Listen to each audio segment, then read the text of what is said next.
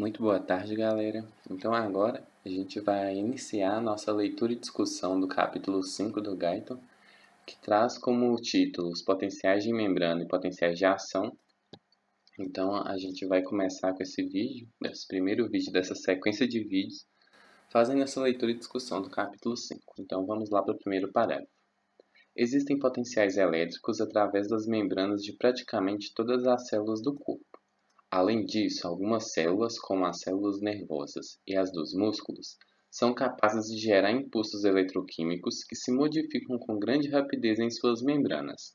E esses impulsos são usados para transmitir sinais por toda a membrana dos nervos e músculos.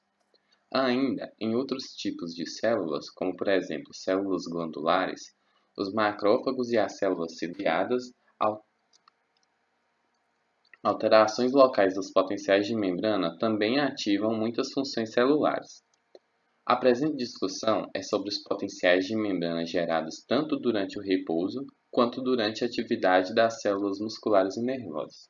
Então aqui só deu a introdução do que o capítulo vai tratar, que vai ser a relação dos potenciais de membrana existentes principalmente nas células nervosas e musculares, mas presentes em praticamente todas as células do corpo. Vamos agora para o primeiro tópico, física básica dos potenciais de membrana. Potenciais de membrana causados pela difusão. Potencial de difusão causado pela diferença entre as concentrações iônicas nas duas faces da membrana. Então aqui vai tratar do aspecto da difusão gerada devido às concentrações iônicas existentes entre as duas faces da membrana. Então, como a gente foi discutido no capítulo 4, essa difusão vai tender a levar um íon ou molécula do seu ambiente mais concentrado para o ambiente menos concentrado. Mas tudo isso vai obedecer a uma concentração, o gradiente de concentração, e ao potencial elétrico da célula, como a gente discutiu no capítulo 4. Na figura 5.1a, a concentração de potássio é maior na face interna da membrana da fibra nervosa, mas bastante baixa na sua face externa. Vamos então assumir que a membrana nesse instante é permeável aos íons potássios e a mais nenhum outro íon.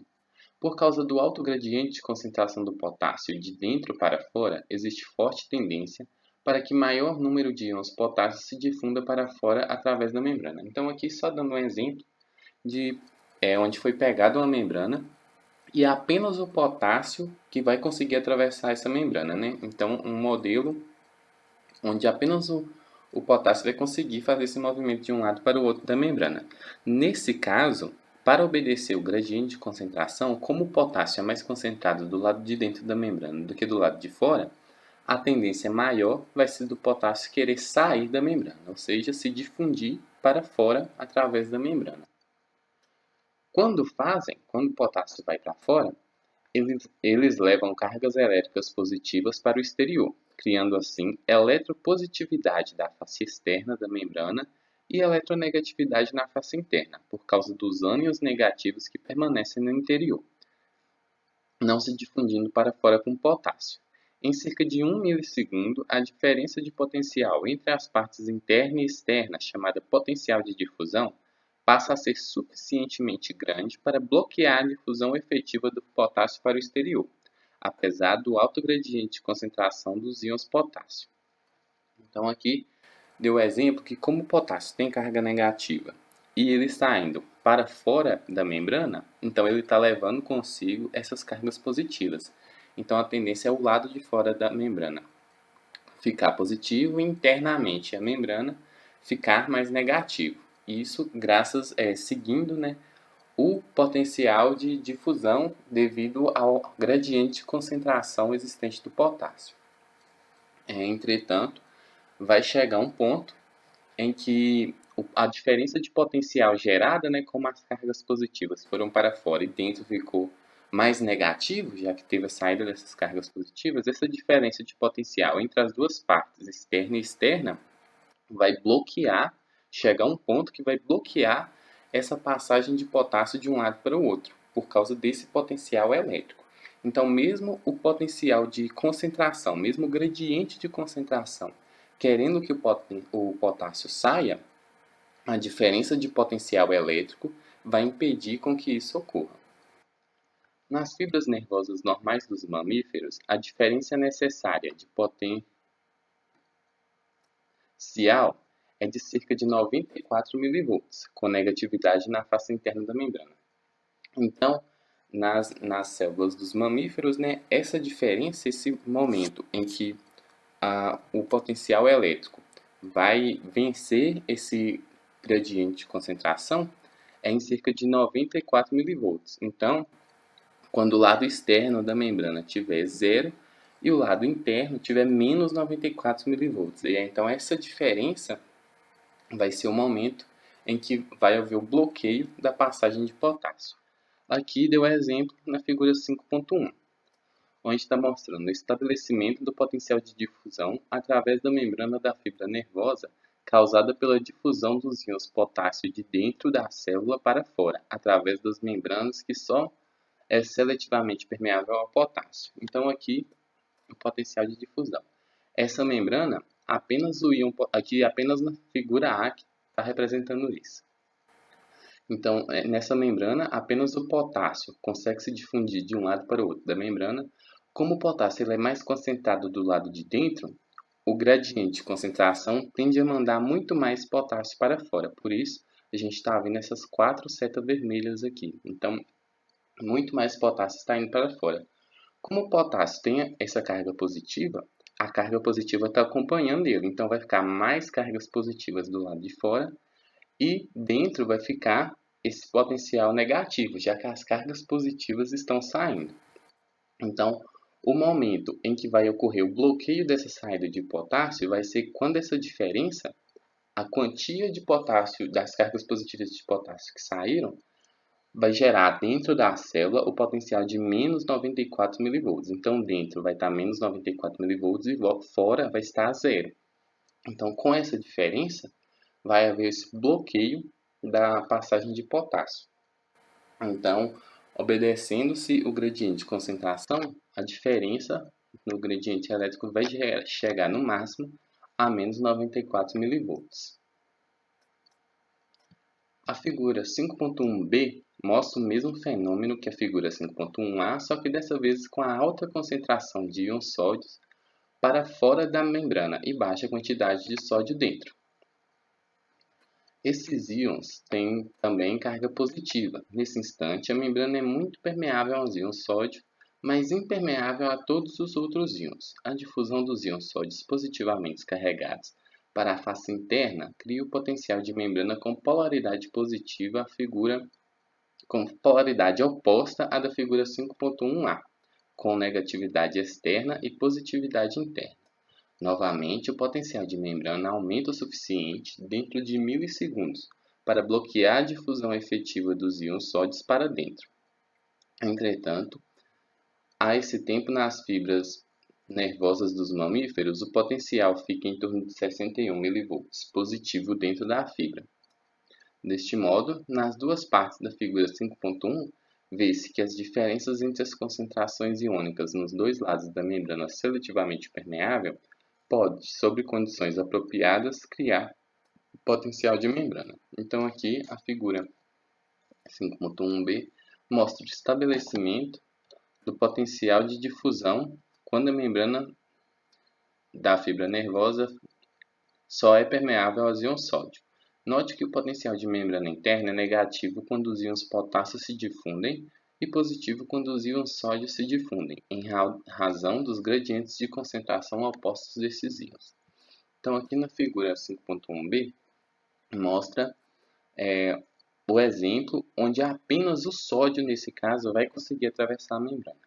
Nesse caso, vai ser o oposto do potássio, já que o sódio é mais concentrado do lado externo, muito mais sódio vai atravessar para dentro da célula. Então, tem muito mais setas vermelhas mostrando que muito mais sódio está entrando.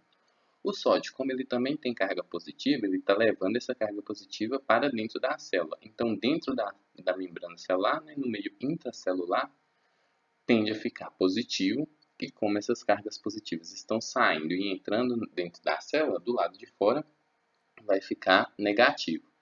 Essa diferença, como houve a entrada dessas cargas positivas no meio intracelular, vai chegar até no máximo mais 61 mV, que vai ser o potencial elétrico quando esse movimento do sódio vai ser bloqueado. Então, quando chegar nesse potencial elétrico, esse movimento do sódio é bloqueado devido ao potencial elétrico gerado dentro da célula. Então, aqui, novamente, é notar que o potencial interno é negativo quando os íons potássio se difundem e positivo quando os íons sódio se difundem, em razão dos gradientes de concentração opostos desses dois íons. Então, a diferença aqui para o lado interno ser negativo é porque o potássio é mais positivo, é mais concentrado dentro e está saindo, e aqui a razão de interno ser positivo é porque o sódio é mais concentrado fora e está entrando. Nas seções seguintes desse capítulo, mostraremos que muitas variações rápidas dos potenciais de membrana durante a transmissão dos impulsos nervosos e musculares resultam da ocorrência dessas rápidas variações dos potenciais de difusão. Então, essa variação do potencial de membrana muitas vezes ocorre pela variação desse potencial de difusão existente, ou seja, pela movimentação desses íons. Relação do potencial de difusão com a diferença de concentração, o potencial de Nernst. O valor do potencial de difusão em toda a membrana, que se opõe exatamente ao da difusão efetiva de um íon, em particular através da membrana, é conhecido como potencial de Nernst para esse íon, termo já introduzido no capítulo 4. A grandeza desse potencial de Nernst é determinada pela proporção entre as concentrações desse íon específico nos dois lados da membrana. Quanto maior essa proporção, maior será a tendência para que o íon se difunda em uma direção e, por conseguinte, maior o potencial de Nernst necessário para evitar a difusão efetiva adicional. Então, quanto maior existe uma diferença de concentração entre os dois lados da membrana, maior é a tendência desse íon se difundir, e para o lado mais concentrado para o lado menos concentrado, e assim maior vai ser o potencial de Nernst necessário para evitar que essa difusão efetiva ocorra. A equação a seguir, chamada equação de Nernst, pode ser usada para o cálculo do potencial de Nernst para qualquer íon univalente da temperatura normal do corpo, de 98,6 Fahrenheit ou 37 graus Celsius. Então aqui deu a fórmula. Força eletromotriz em milivolts é igual a mais ou menos 61 vezes log da concentração interna sobre a concentração externa, onde Fm é a força eletromotriz. Quando se usa essa fórmula, assume-se em geral que o potencial no líquido extracelular por fora da membrana permanece no potencial zero e o potencial de Nernst é o potencial do lado interno da membrana. Então aqui, nesse experimento é considerado que o meio extracelular vai estar a zero e esse potencial de Nernst vai ser considerado a partir do valor dado no meio interno da célula. Então, do lado de fora vai dar zero e do lado interno vai dar um valor, que pode ser positivo ou negativo. Então, se o sinal do potencial, então o sinal do lado de dentro, for positivo, ele vai dar positivo se o íon que está se difundindo de dentro para fora for negativo. Então, se tem um íon negativo indo de dentro da membrana para fora, então, dentro da célula vai ficar positivo, já que íons negativos estão saindo. E se tem um íon e o valor vai ser negativo se o íon for positivo. Então, se o íon que está se movimentando é positivo e ele está indo de dentro da célula para fora da célula, então o íon positivo está saindo do meio intracelular para o meio extracelular. Então, ele está levando para fora cargas positivas. Então, dentro da célula vai ficar negativo. Então, aqui vai ser o sinal negativo. Deu para entender essa diferença? Então, a gente vai olhar o íon que está indo de dentro para fora, está saindo da célula. E se esse íon for negativo, o sinal aqui vai estar positivo, já que cargas negativas estão saindo no meio interno, vai ficar negativo. E se esse valor aqui for um número negativo, quer dizer que o íon que está se movendo é positivo, já que é um íon positivo que está indo de dentro da célula para fora. Então, dentro da célula, já que estão saindo íons positivos, dentro da célula está ficando negativo.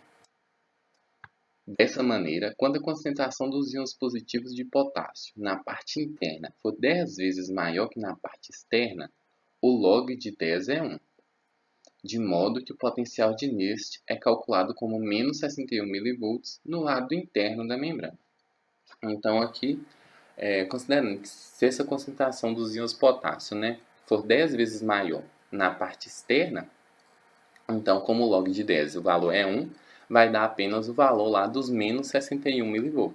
Já que o potássio é uma carga positiva que está indo de dentro para fora. Então, o valor dentro da célula vai ficar negativo e vai dar o valor final de menos 61 mV. Cálculo do potencial de difusão quando a membrana é permeável a vários íons diferentes. Então, ali deu o exemplo calculando-se para um íon apenas, Então, aqui vai dar calculando-se com vários íons ao mesmo tempo. Quando a membrana é permeável a vários íons diferentes, o potencial de difusão que se desenvolve depende de 3 fatores. 1. A polaridade das cargas elétricas de cada íon. 2. A permeabilidade da membrana P para cada íon.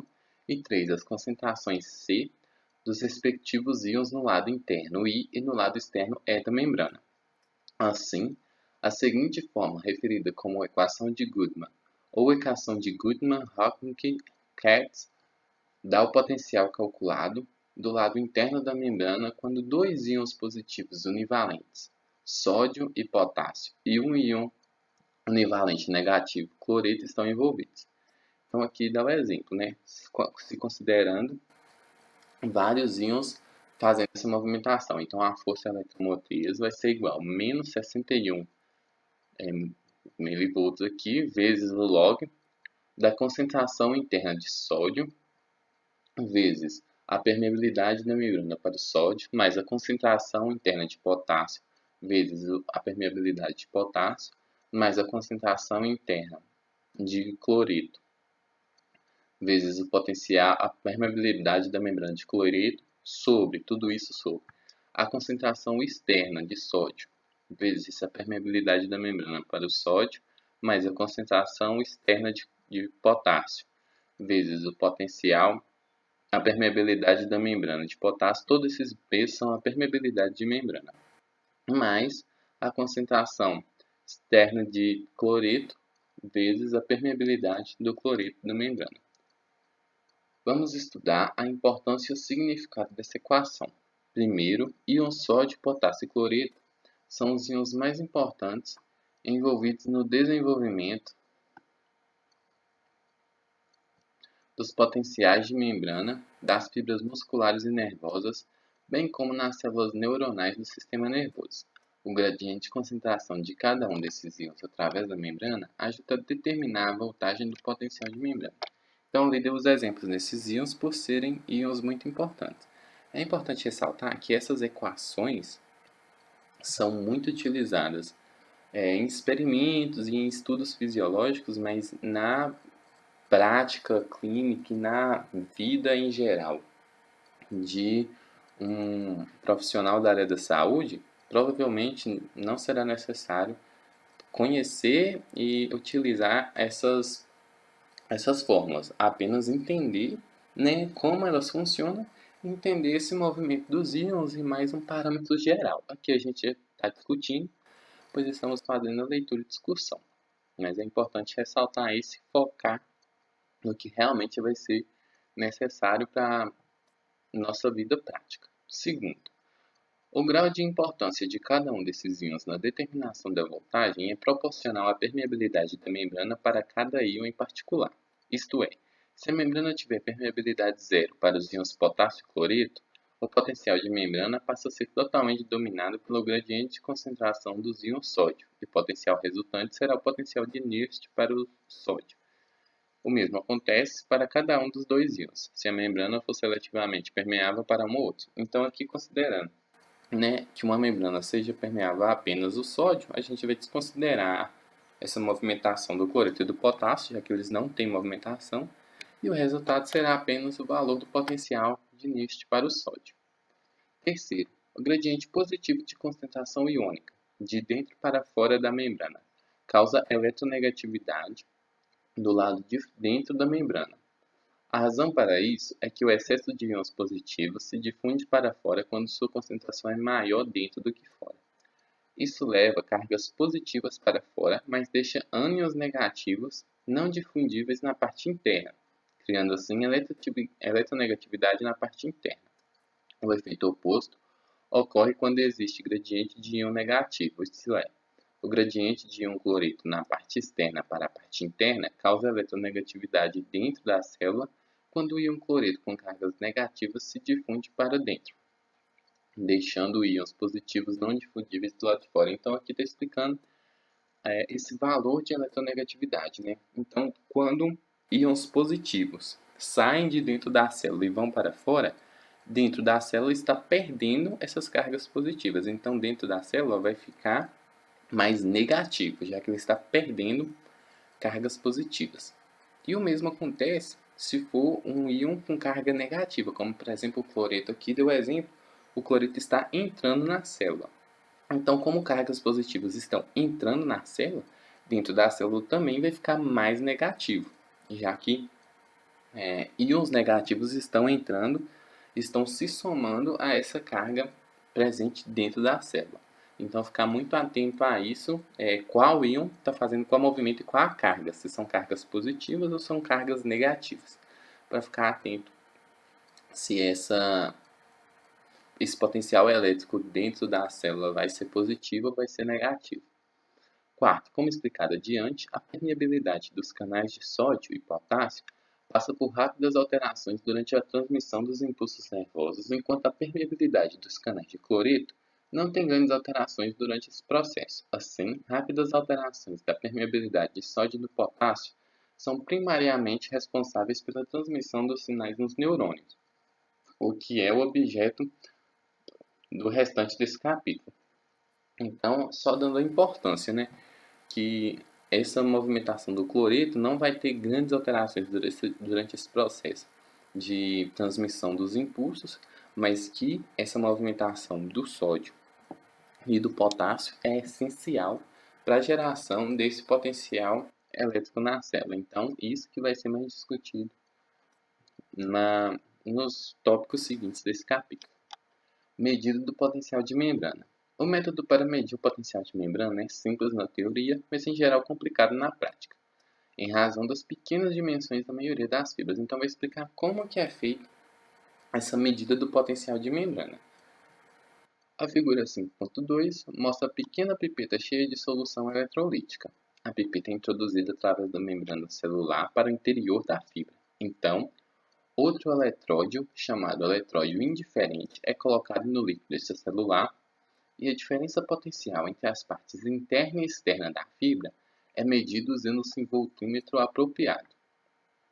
Esse voltímetro é um aparelho eletrônico altamente sofisticado, capaz de medir voltagens muito pequenas, através da resistência extremamente alta ao fluxo elétrico da ponta da micropipeta, com um lúmen do diâmetro geralmente menor que 1 micrômetro e resistência maior que 1 milhão de ohms. Para registrar as rápidas alterações do potencial de membrana durante a transmissão dos impulsos nervosos, o microeletródio é conectado ao osciloscópio, como explicado adiante nesse capítulo. Então, a figura 5.2 mostra como é feito esse processo. Então, aqui, medida do potencial de membrana da fibra nervosa usando o microeletrodo. Então, é introduzido esse microeletrodo para o meio interno da célula, né? Aqui, um exemplo do eletródio de prata, um cloreto de prata, conectado a um voltímetro e do outro lado fica do lado externo. Então, quando se calcula através desse voltímetro, ele vai dar essa diferença do potencial existente de um lado da membrana para o outro. Aqui, por exemplo, considerando esse lado externo como zero, dentro da membrana deu o valor de menos 90 mV, que foi o exemplo dado aqui nessa figura.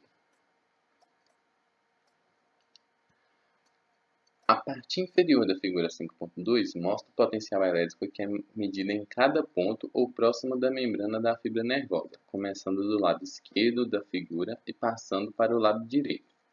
Enquanto o eletróde está na face externa da membrana, o registro de potencial é zero, que é o potencial do líquido extracelular. Então ele considera que aquele eletróde que fica do lado de fora, ele como zero, e vai se medir essa diferença existente entre o lado externo e o lado interno. Então, conforme o eletróde registrador passa através da área de variação de voltagem na membrana celular, chamada camada de dipolo elétrico, o potencial diminui abruptamente para menos 90 mV. Ao se mover o microeletróde para o centro da fibra, o potencial permanece no nível constante de menos 90 mV, mas volta de novo a zero no instante em que passa através da membrana para o lado oposto da fibra. Então aqui deu exemplo, né? Que é a maneira que vai introduzindo esse eletróde. Então aqui está zero, enquanto o eletróde está do lado de fora é zero também. Quando se introduz, vai dar menos 90. Quando ele está no centro da fibra, vai dar menos 90. E quando ele atravessa totalmente e chega do lado externo novamente, aí a diferença entre os dois lados externos vai ser zero. Para criar um potencial negativo do lado interno da membrana, só devem ser transportados para o exterior suficientes íons positivos para desenvolver a camada do dipolo elétrico na própria membrana. Todos os íons que permanecem dentro da fibra nervosa podem ser positivos ou negativos, como mostra o painel superior da figura 5.3. Por essa razão, um número inacreditavelmente pequeno de íons precisa ser transferido através da membrana para estabelecer o potencial de repouso normal de menos 90 mV dentro da fibra nervosa. Isso significa que somente de 1 sobre 3 milhões a 1 sobre 100 milhões da carga positiva total dentro da fibra precisa ser transferido. Também, um número igualmente pequeno de íons positivos movendo-se de fora para dentro da fibra pode inverter um potencial de menos 90 mV para o máximo de mais 35 mV dentro de apenas 1 sobre 10.000 de segundo. A rápida alternância desses íons, desta maneira, causa os sinais nervosos discutidos nas seções seguintes desse capítulo. Então, dando exemplo de quão pouco íons precisam estar se movendo para gerar essa diferença, para dar alterações nos potenciais e quão rápido isso ocorre. Então, aqui mostrando na figura 5.3 a distribuição dos íons com cargas positivas e negativas no líquido extracelular em volta da fibra nervosa e no líquido dentro da fibra. Observe o alinhamento das cargas negativas ao lado da superfície interna da membrana e das cargas positivas na superfície externa. No painel inferior, mostra as alterações abruptas no potencial de membrana que ocorrem nas membranas nos dois lados da fibra. Então aqui é quando se mede. Então a gente ficar bem atento nessa diferença aqui. Aqui todos os sinais positivos e logo dentro da célula todos os sinais negativos. Então quando está se medindo, vai dar essa diferença. Por um lado está positivo, o lado está negativo. Então aqui, se tiver os dois medidores dos milivolts do lado externo vai dar zero. Quando se atravessa a membrana, cai para menos 90 mV. E quando aqui é o momento em que o eletróde está passando dentro da fibra nervosa. E quando ele sai dessa fibra nervosa, volta para zero novamente, já que vai estar no líquido extracelular novamente. Então, ficar atento para essa diferença de cargas elétricas presente aqui no exemplo da fibra nervosa, e dando aqui o potencial interno da célula de menos 90 mV. Então a gente vai encerrando esse vídeo por aqui. No próximo vídeo a gente vai continuar discutindo os próximos tópicos. Esse início desse capítulo 5 foi um início bem conceitual, com alguns experimentos e algumas fórmulas. Na vida prática de um profissional da área da saúde que não seja pesquisador, provavelmente não é tão utilizável na prática, mas é interessante a gente entender que existem esses mecanismos, existem essas fórmulas de medição e existem esses experimentos e como eles são feitos. Então, por isso que a gente está fazendo essa leitura e discussão. Então, muito obrigado novamente. Com a continuidade do capítulo 5. A gente vai continuar estudando, né, esses potenciais existentes com exemplos mais práticos e mais úteis para a gente, profissionais da área das ciências biológicas, da área da saúde. Então, agradeço imensamente a todos que acompanharam até aqui. Deixe seu like, se inscreva no canal, siga a gente no Instagram e até o próximo vídeo.